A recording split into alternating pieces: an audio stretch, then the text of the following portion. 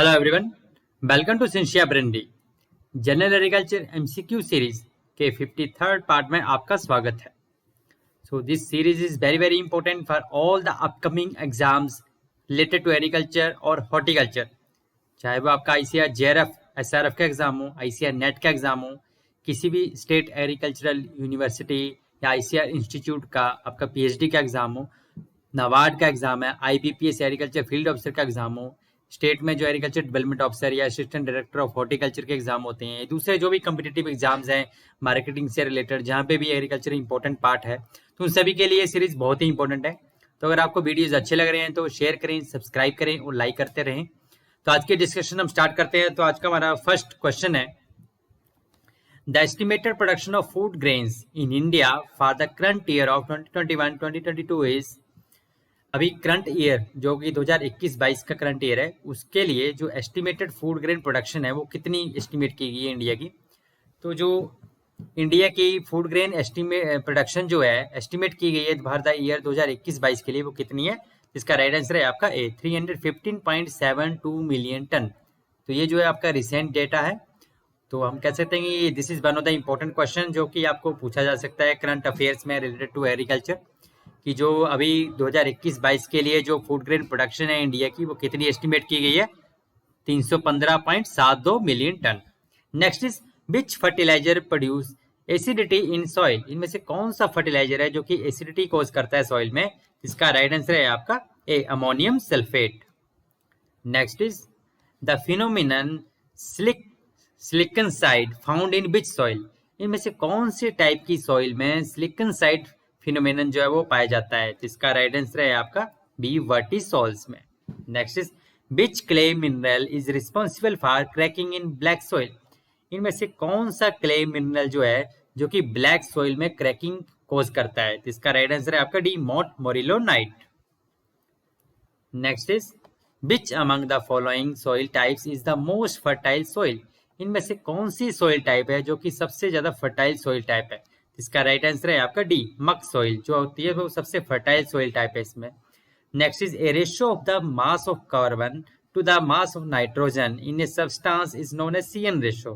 So what is the CN ratio in the sawdust? ठीक है, तो जो सॉडस्ट होती है उसका सीएन रेशियो कितना होता है? तो इसमें लगभग 300 to 500 के बीच में आपको देखने को मिलेगा लगभग। तो यहाँ पे हमारा राइट आंसर हो जाएगा आपका 400:1, राइट।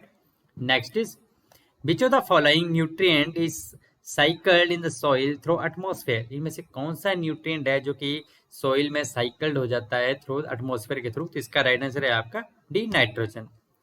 द गली erosion is a type of soil erosion. So what is the side slope of G3 गली क्लास। गली इरोजन क्या होता है? एक टाइप का सॉइल इरोजन होता है। तो जो G3 गली क्लास होती है उसमें साइड स्लोप कितनी होती है? तो इसका राइट आंसर है आपका B, 15%। Next is which of the following element is a part of chlorophyll.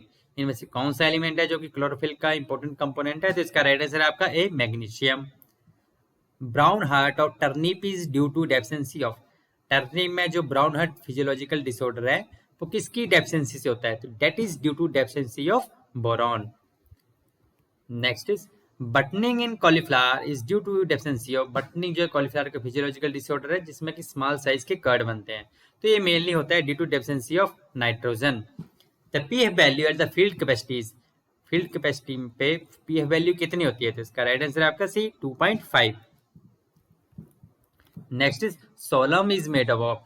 अब सोलम जो एक्चुअली आप देखेंगे तो A plus B plus E horizon भी होता है। तो यहाँ पे जो हमारी राइट आंसर हो जाएगा तो that is your D, A plus B horizon हो जाएगा यहाँ पे। In C3 and C4 plants primary carboxylation takes place with the help of. जो C3 और C4 प्लांट्स होते हैं उनमें जो प्राइमरी कार्बोक्सिलेशन प्रोसेस है वो किसकी सहायता से होती है? तो यह इसका राइट आंसर हो जाएगा आपका B, RuBP carboxylase and PEP carboxylase, ये दोनों इन्वॉल्व होते हैं C3 और C4 प्लांट्स में प्राइमरी कार्बोक्सिलेशन के लिए। Next is peroxisomes are involved in which type of reactions pertaining to the plant photosynthesis. Plant photosynthesis में इसमें से कौन से टाइप की रिएक्शन के लिए पेरोक्सिसोम्स जो होते हैं वो रिस्पॉन्सिबल होते हैं? इसका राइट आंसर है आपका सी, ग्लाइकोलेट साइकिल के लिए, राइट, ग्लाइकोक्सिलेट साइकिल के लिए। Next is macromolecule chitin is जो काइटिन मैक्रोमोलिक्यूल है वो एक्चुअली होता है क्या केमिकली, तो that is actually nitrogen containing polysaccharide है, राइट। राइट आंसर हो जाएगा आपका B. Next is the most abundant protein in the animal world is, animal world में जो सबसे अबंडेंट प्रोटीन होता है वो कौन सा होता है, तो इसका राइट आंसर आपका बी कोलेजन।